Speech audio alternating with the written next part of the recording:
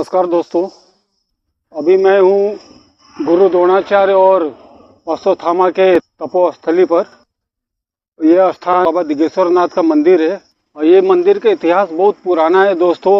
आप अंदाज़ा लगा सकते हैं जिस स्थान पे, जिस भोलेनाथ के पास में अश्वत्थामा और गुरु द्रोणाचार्य ने महाभारत काल के टाइम में उन्होंने तपस्या किया था। गुरु द्रोणाचार्य और अश्वत्थामा के बारे में जानते ही होंगे। गुरु द्रोणाचार्य के पुत्र अश्वत्थामा थे जो महाभारत के युद्ध में अपना योगदान दिए थे और कौरवों की तरफ से पांडवों के खिलाफ लड़ाई लड़े थे। तो आइए चलते हैं मंदिर के बारे में और जानेंगे और बाबा दिगेश्वर नाथ का दर्शन कराता हूँ और अश्वत्थामा जहाँ पे तपस्या करते थे वो जगह के बारे में बताता हूँ और यहाँ के इतिहास के बारे में बताता हूँ मैं। और यहाँ के जो महंत थे उनसे थोड़ा बातें करेंगे और कुछ जानकारियाँ प्राप्त करेंगे। चलिए घूमते घूमते बातें भी करेंगे हम लोग। चलिए तो चलते हैं अभी हम लोग मंदिर के अंदर।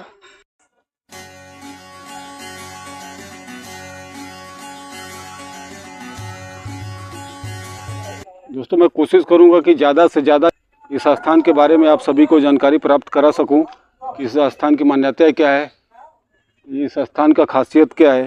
तो चलिए अभी चलते हैं हम लोग। दोस्तों उत्तर प्रदेश के देवरिया जिले में स्थित सलेमपुर मझौली राज्य में दिगेश्वर नाथ का मंदिर है। यहाँ के पुजारी और स्थानीय लोगों का मानना है कि यह स्थान श्री कृष्ण द्वारा सेवित और गुरु द्रोणाचार्य और अश्वत्थामा की तपोभूमि है। अब जैसे हम लोग गेट के अंदर प्रवेश करेंगे तो दोनों साइड में प्रसाद की दुकानें हैं। तो आप अपने इच्छा अनुसार जो चाहे प्रसाद ले सकते हैं। यहाँ पे प्रसाद वगैरह खरीद सकते हैं। घर से बर्तन नहीं लेके आए जल चढ़ाने के लिए तो यहाँ रोटियाँ वगैरह मिल जाती है, लोटा मिल जाता है जल चढ़ाने के लिए। यहाँ पर काफ़ी दूर दूर से लोग दर्शन करने के लिए आते हैं। और राइट साइड में यहाँ पे बड़ा सा हॉल बना हुआ है जिसके अंदर मुँह दिखाओ की सगाई शादी ब्याह का कार्यक्रम किया जाता है। यहाँ पे बहुत सारा सुमंगल कार्यक्रम आयोजित किया जाता है, जनेऊ, मुंडन, शादी विवाह, सगाई इत्यादि सबका। कुछ मामूली सा फीस है जो आप जमा करके रसीद लेकर आप निर्धारित समय पे आके अपना शुभ मांगलिक कार्य संपन्न कर सकते हैं। तो ये अभी चलते हैं हम लोग अंदर। एक छोटा सा मंदिर है अश्वत्थामा और गुरु द्रोणाचार्य का, तो दिखाता हूँ आपको। जो भी यहाँ पर सच्चे और पवित्र मन से भगवान शिव का दर्शन करता है उसकी उम्र बढ़ जाती है और साथ ही उसे कभी अकाल मृत्यु प्राप्त नहीं होता है। कहा जाता है कि यहाँ पर भगवान भोलेनाथ जंगल के बीचों बीच कुछ युगों पहले स्वयंभू शिवलिंग के रूप में उत्पन्न हुए थे। यहाँ पर जंगल में लोग आने से पहले डरते थे, लेकिन भोलेनाथ यहाँ पर दीर्घायु होने का आशीर्वाद देते हैं, इसलिए लोग यहाँ पर धीरे धीरे आने लगे। ये देखिए यहाँ पे भी एक पोस्टर लगा हुआ है, श्री गुरु द्रोणाचार्य एवं अश्वत्थामा की तपोभूमि है ये।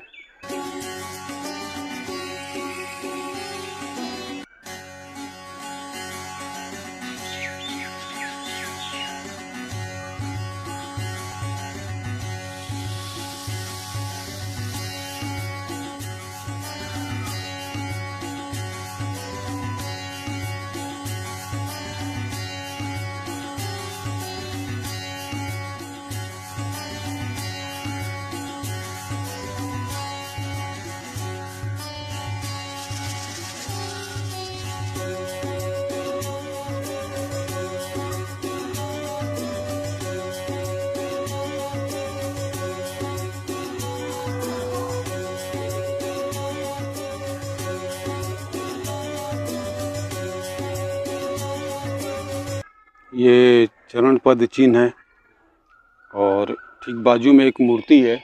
दोस्तों मैं तो नहीं पहचान पा रहा हूँ, अगर आप लोगों में से कोई पहचान पा रहा है तो कमेंट करके ज़रूर बताइएगा कि किसकी मूर्ति है, अश्वत्थामा की है कि गुरु द्रोणाचार्य की ये मूर्ति है। आप लोग कमेंट करके ज़रूर बताइएगा मुझे। दोस्तों मंदिर से जुड़ी यह कहानी है कि महाभारत काल में यह कौरव और पांडवों की आराधना का केंद्र हुआ करता था। यह स्थान अश्वत्थामा बड़े ही पराक्रमी ऋषि कुमार थे। वो गुरु द्रोणाचार्य और गुरु माता कृपी के पुत्र थे। अश्वत्थामा ने इसी दिगेश्वर मंदिर में अपने आराध्य भगवान शिव की पूजा किया करते थे। अश्वत्थामा बड़े ही शिव भक्त थे और हैं भी, पर अश्वत्थामा को दीर्घ आयु का आशीर्वाद उनके पिता ने दिया था। लेकिन दीर्घेश्वर नाथ मंदिर के पुजारी महंत का कहना है कि अमर अश्वत्थामा भोलेनाथ की पूजा यहाँ किया करते थे, इसलिए यह स्वयंभू शिवलिंग मंदिर को अधिक शक्ति प्रदान करता है। ये है सीताराम कुटी श्री दीर्घेश्वर नाथ मंदिर का गौशाला है। इसके अंदर पशुओं का जो भी आहार है रखा जाता है। ठीक इसके पीछे पशु हैं, सब गाय हैं जिनका सेवा किया जाता है यहाँ पर रखकर।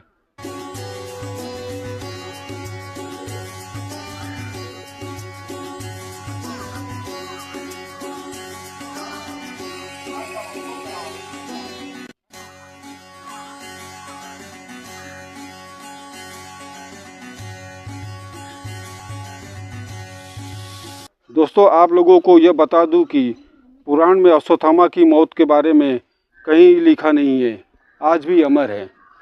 अश्वत्थामा महाभारत में से एक अमर योद्धा हैं जिसे ना तो कोई युद्ध में मार पाया और ना युद्ध के बाद। पौराणिक ग्रंथों में जितने लोग भी चिरंजीवी हैं उन सभी के लिए अमरत्व वरदान था, पर सिर्फ एक अकेला अश्वत्थामा को छोड़कर। अश्वत्थामा के लिए अमरत्व वरदान नहीं बल्कि श्राप था। भगवान श्री कृष्ण ने अश्वत्थामा को चिरकाल यानी सृष्टि के अंत तक पृथ्वी पर भटकते रहने का श्राप दिए थे।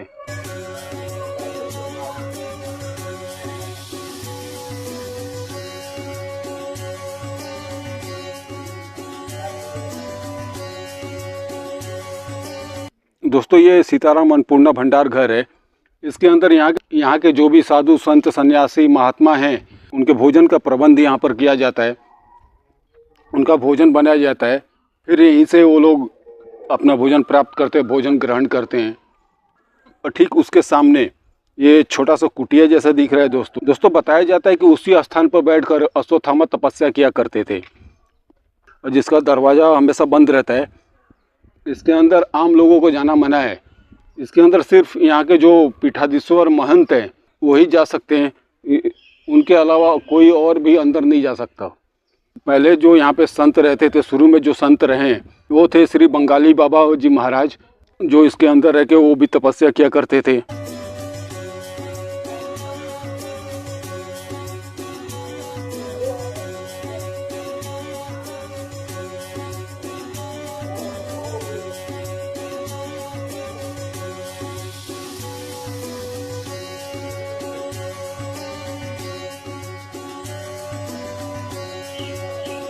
ये देखिए, अभी एक यहाँ पे छोटा सा फोटो फ्रेम है और रिफ्लेक्शन की वजह से क्लियर दिख नहीं रहा है, जिसमें अश्वत्थामा, गुरु द्रोणाचार्य इन सब की तस्वीरें हैं और क्लियर नहीं दिख रहा है। लेकिन उस टाइम की, द्वापर युग के टाइम की कुछ झलक है।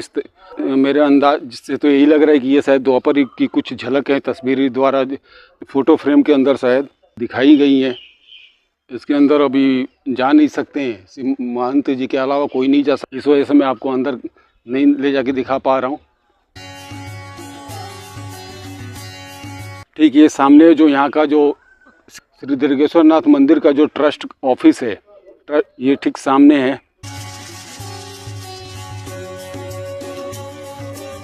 यही मंदिर है जिसके गर्भगृह में बाबा दीर्घेश्वर नाथ महादेव विराजमान है। तो अभी हम लोग थोड़ी देर में चलेंगे, पहले एक बार मैं आप सभी को बाहर से दिखा दे रहा हूँ।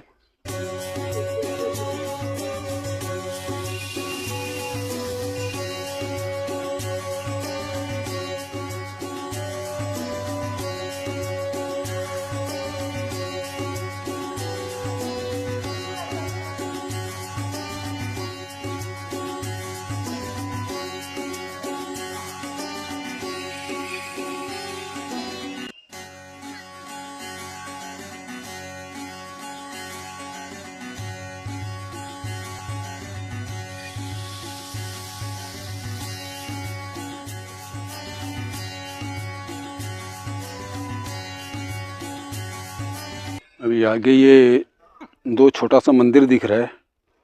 ये एक माता जी का है, ये और दूसरा मंदिर है जो तारा माता है उनका मंदिर है।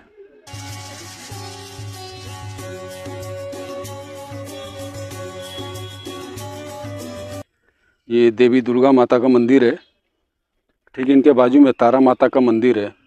जूम करके आप सभी को दिखाता हूँ, लेकिन अंदर अंधेरा है, क्लियर नहीं कर पा रहा हूँ।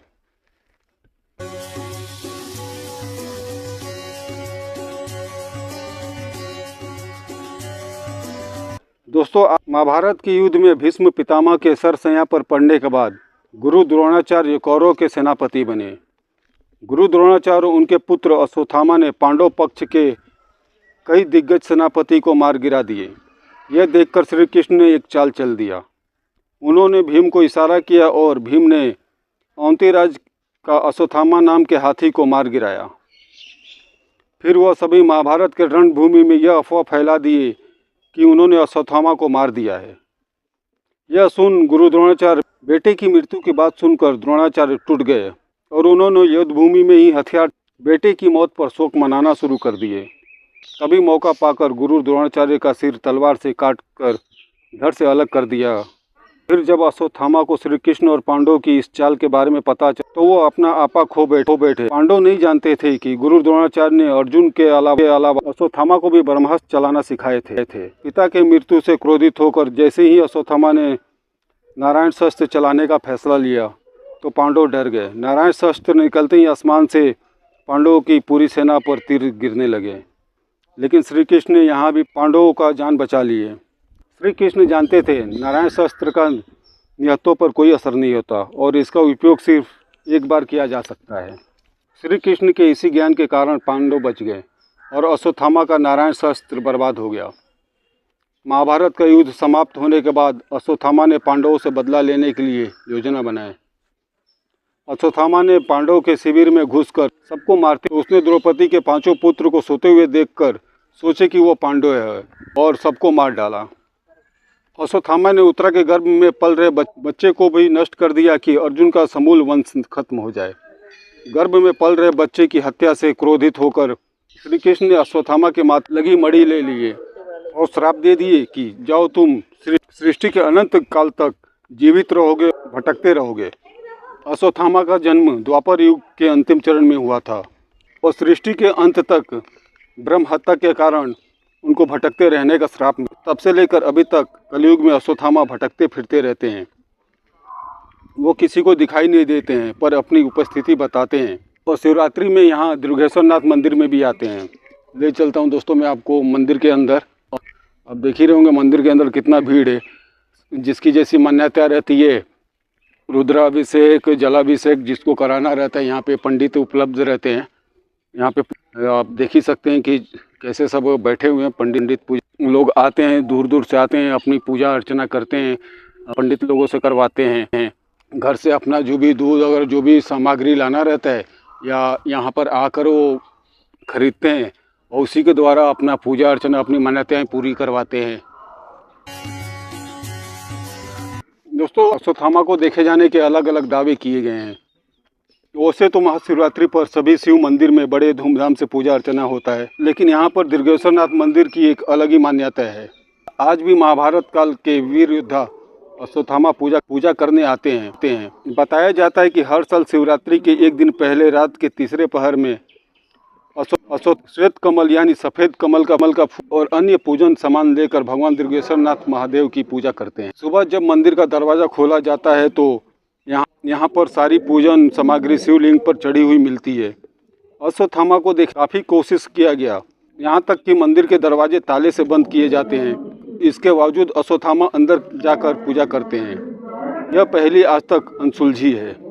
शिवरात्रि के एक दिन पहले यहाँ पर अश्वत्थामा का आगमन होता है।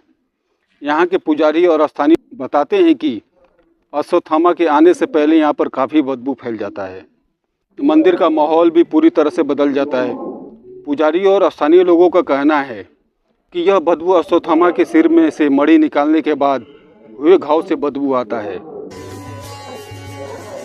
जगत गुरु श्री रामानंदाचार्य जी महाराज का एक तस्वीर है और एक तस्वीर है जो श्री बंगाली बाबा जी महाराज का एक तस्वीर है। ये इस संसार में सभी देवों के देव भगवान शिव को माना गया है। अपने भारत में अगर कहीं किसी देवता की सबसे ज़्यादा पूजा अर्चना होती है तो वो है महादेव, जो सहज ही अपने भक्तों की पुकार पर दौड़े आते हैं और उनकी हर मुरादें पूरी करते हैं।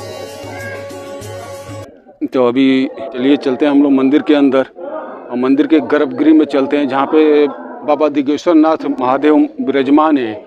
वो मंदिर के तह से 10 से 12 फीट नीचे उनका शिवलिंग स्थापित है।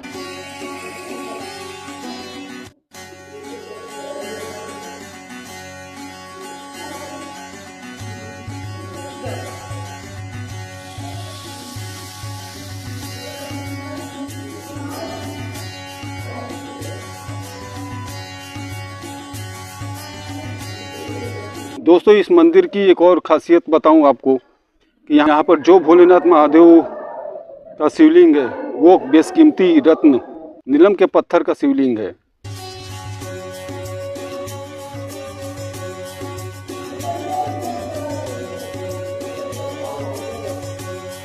दोस्तों, यहाँ पर मतलब युगों पहले बेशकीमती पत्थरों का जो भी मूर्ति था मिट्टी के अंदर दफन हो गया है। आज भी यहाँ पे खुदाई की जाती है तो बेशकीमती पत्थर की मूर्तियाँ दिखती हैं, जैसे कि यहाँ का जो बाबा दिगेश्वर नाथ के मंदिर का स्वयंभू उत्पन्न हुए शिवलिंग है। ये भगवान शिव द्वारा भक्तों को दीर्घ आयु आशीर्वाद देने के कारण ही इस मंदिर को दिगेश्वर नाथ महादेव के जानने लगे लोग। महादेव के मंदिर में भगवान भोलेनाथ का सह परिवार यहाँ पर स्थापित है।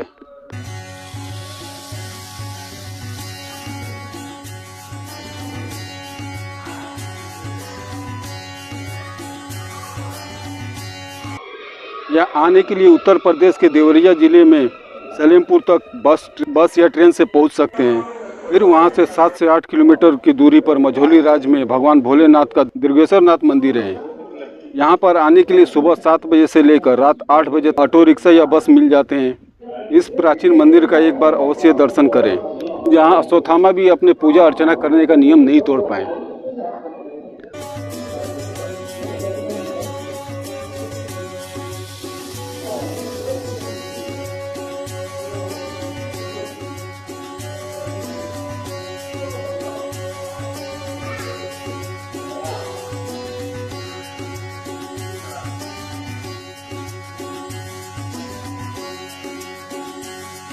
दोस्तों, बाहर से मैं अभी आप लोग को मंदिर एक बार पूरा दिखा दे रहा हूँ, ऊपर से नीचे तक। दोस्तों, मंदिर का रिकंस्ट्रक्शन का काम चालू है। जो पुरानी दीवारें थी जर्जर हो गई थी, तो यहाँ पे और भी सभी का रिपेयरिंग किया जा रहा है।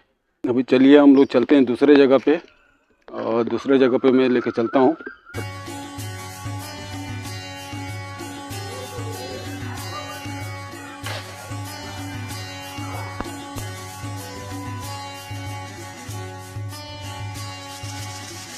दोस्तों, यहाँ का जो भी कार्यभार है, यहाँ के जो महंत श्री जगन्नाथ दास जी महाराज हैं, वही संभालते हैं। उन्हीं के हिसाब से यहाँ पे पूजा अर्चना सब किया जाता है। उन्हीं के मार्गदर्शन पे इस मंदिर के मरम्मत का, इस मंदिर का जो भी कार्य सब रहता है, उन्हीं के मार्गदर्शन पे किया जाता है।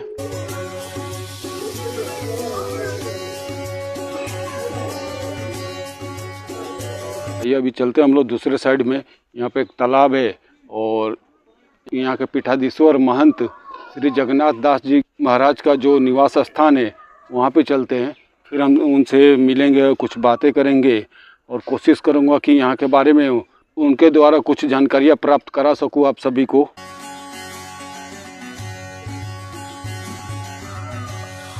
ये चलते हैं अभी हम लोग। श्रावण में शिवरात्रि में यहाँ पर बहुत भव्य तरीके से यहाँ पे कार्यक्रम आयोजित किया जाता है और यज्ञ का कार्यक्रम आयोजित किया जाता है। ये सामने अभी जो देख रहे हैं आप, वो यहाँ का यज्ञशाला है, जिसके अंदर ही यज्ञ का कार्यक्रम आयोजित किया जाता है, यज्ञ किया जाता है और मेला लगता है।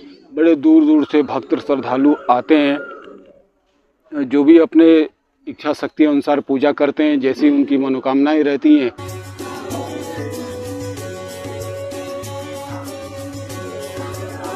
दोस्तों, ये उम्र बढ़ाने के लिए यहाँ की मान्यता है। जो सच्चे मन से बाबा दिगेश्वर नाथ महादेव का दर्शन पूजा अर्चना करता है, उसकी आयु बढ़ जाती है और उस अकाल मृत्यु टल जाती है। उसकी कभी अकाल मृत्यु नहीं होती है। दोस्तों, ये और यहाँ पे पूरा व्यवस्थाएं बनाई हुई हैं मांगलिक कार्य के लिए, जनेऊ, मुंडन, शादी इत्यादि के लिए। तो अभी यहाँ पर शायद किसी का सगाई या शादी वगैरह का कार्यक्रम चालू है, तो इसमें तो हमारा तो कोई रोल नहीं है, तो हम लोग चलते हैं यहाँ से। अभी चलते हैं हम लोग, तो हम लोग महंत जी से भी बातें करेंगे और जो तालाब है वो भी दिखा देता हूँ मैं आपको।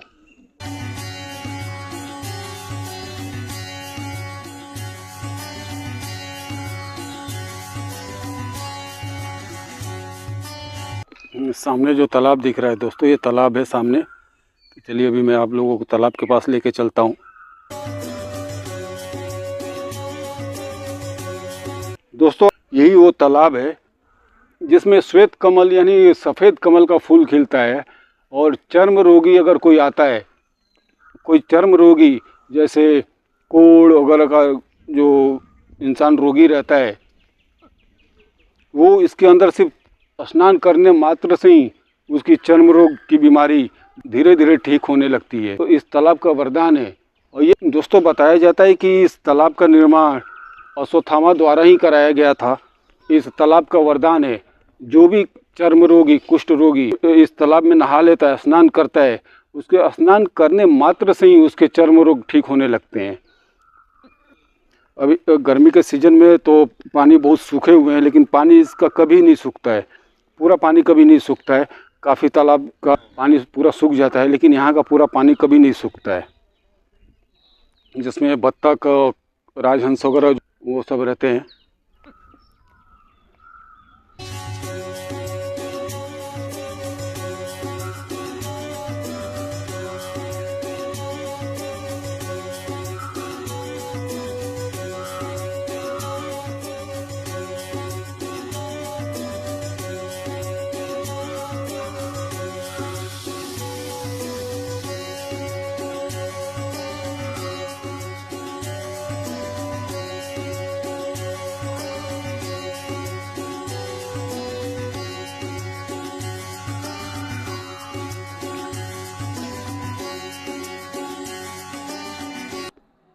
तो आइए चलते हैं, अभी हम लोग महंत जी से बातें करते हैं। दोस्तों ये जो निवास दिख रहा है, ये घर दिख रहा है, जो यहाँ के जो पीठाधीश्वर है महंत श्री जगन्नाथ दास जी महाराज का ये निवास स्थान है। तो चलते हैं, अभी हम लोग उनसे कुछ बातें करेंगे और कोशिश करूँगा कुछ और जानकारियाँ उनके द्वारा प्राप्त करें हम लोग। तो ये चलते हैं, अभी हम लोग महंत जी से बात करते हैं। ये चलिए अभी हम लोग चलते हैं अंदर। महंत जी शायद अंदर हैं, तो मैं उनको बुलाता हूँ, मैं उनसे मिलता हूँ और उनसे मिलकर बात करते हैं हम लोग। चलिए। महाराज जी, ये गुरु द्रोणाचार्य और उनके पुत्र अश्वत्थामा का तपोस्थली है, तो इसके इतिहास के बारे में कुछ मुझे और दर्शकों को बताएंगे आप? आज सभी दर्शकों को जय सीताराम। ये तो भगवान कृष्ण द्वारा सेवित भगवान श्री दृगेश्वर नाथ जी महाराज जी, इनका जो है द्वापर से रिश्ता जुड़ता है। और भगवान राम भी जो है हमारे बगल से ही राम जानकी रोड गुजरता है, जो है अयोध्या और जनकपुर डायरेक्ट जो है ये रास्ता जो है अनादिकाल से चला आ रहा है, तो बगल में ही है। तो भगवान राम भी जो है भगवान दृगेश्वर नाथ जी के दर्शन करने के लिए यहाँ पधारे थे। और ये द्वापर काल का मंदिर है। और अश्वत्थामा जी को अमर होने का वरदान भगवान शिव ने यहाँ प्रदान किया था। क्षेत्रवासियों की बहुत यहाँ श्रद्धा रहती है और ये बहुत ही विशाल जो है लाल पत्थर एवं काले पत्थर से इस मंदिर का निर्माण था। और अंग्रेजी हुकूमत में भी अंग्रेज़ों ने भी इस मंदिर को लूटा। हाँ, अंग्रेज़ों ने भी लूटा। जो गोरखपुर का जिला अधिकारी था अंग्रेज, वो यहाँ आया था घूमने, तो उसने जो हमारे मंदिर की विशेष जो मूर्ति थी, वो मूर्ति को जो है यहाँ से वो जो है उठवा ले गया अपने देश उठवा ले गया। और जो है उस समय हमारी महारानी श्याम सुंदर कुंवरी जी उस समय हमारी रियासत की महारानी थी। तो हमारे मंदिर के पुजारी गण महारानी जी की सेवा में उपस्थित हुए। तो महारानी जी वहाँ लंदन में वहाँ जो है वहाँ के कोर्ट में जो है मुकदमा लड़ी और मुकदमा लड़के जो है वहाँ से मूर्ति जीत ली और जीत करके लाए यहाँ की मूर्ति, वो जो है गोरखपुर में स्थापित की, बहुत सुंदर मंदिर बना करके। और ये खंडहर था, आताताइयों ने इसको जो है तोड़ दिया था और काफ़ी प्राचीन। आप जो है हमारे मंदिर के बगल में जो है सरोवर है, प्राचीन पार्वती सरोवर, ये काफ़ी जो है प्राचीन है। यहाँ जो है सफ़ेद कमल उसमें खिलते हैं और क्षेत्रवासी जो है जो भी चर्म रोग, त्वचा संबंधित जो रोग होते हैं वो नहाने मात्र से जो है उसमें ठीक हो जाते हैं। हजारों लोगों की यहाँ रोज उपस्थिति होती रहती है। काफ़ी प्राचीन मंदिर है। यहाँ बाबा दिगेश्वर नाथ का दीर्घ आयु का मान्यता है। हाँ, ये दीर्घ आयु प्रदान करने वाले, लंबी आयु का आशीर्वाद प्रदान करने वाले भगवान श्री दीर्घेश्वर नाथ जी महाराज।